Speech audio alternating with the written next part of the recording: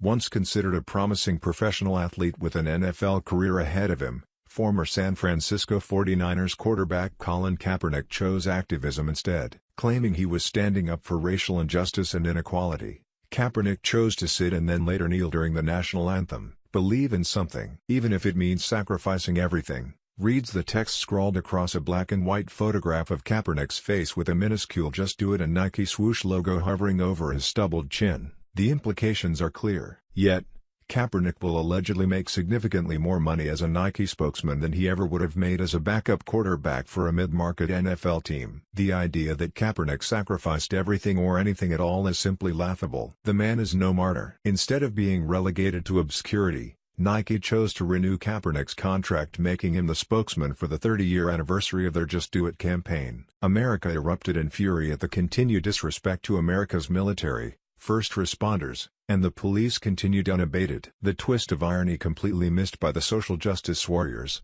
by Nike, and by Kaepernick himself is that while Kaepernick is kneeling for injustice and allowing his visage to be used as an advertisement, Nike continues to exploit children and women in sweatshops to make their products for pennies a day in third world countries, according to a watchdog group. Sherry Potter, the widow of fallen police officer Tim Graham, could not take it, the hypocrisy and disrespect, any longer. After Nike's announcement this week, she took her outrage to social media, posting an open letter to Nike on Facebook that instantly humiliated Kaepernick and left Nike speechless in the process. Potter has a deep and fundamental understanding of exactly what it means to sacrifice everything. In 2005 she was newly married with 2 young children when she received a knock on her door that would change her life forever. She answered the door to find a person on the other side of the door informing her that police officer husband had died in the line of duty. They had just celebrated their 1-month wedding anniversary the day before. With her open letter, she posted a picture of the worn old Nike hat she had donned on her runs for the last 13 years as she tried desperately to regain her sanity from the horrible heart-wrenching grief. In a now viral post,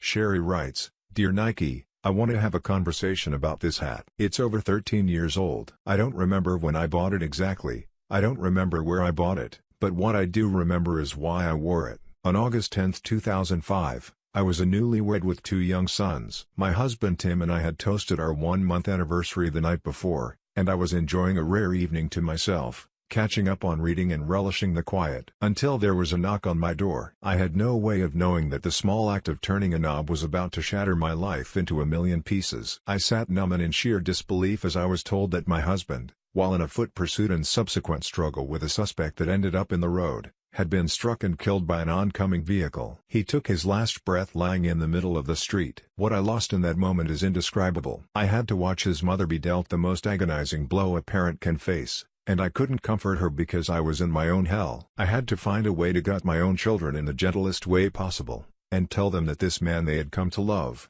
who they looked up to, who cared for them as his own, would never walk through our door again." I don't know if you've ever attended a police funeral, but watching grown men who've seen the absolute worst things a civilian can imagine, break down and sob over the casket of their brother is an image that never leaves you. The bagpipes haunt my dreams to this day, but it was the faces of my children, the innocence that abandoned them at such a tender age, that brought me to my knees.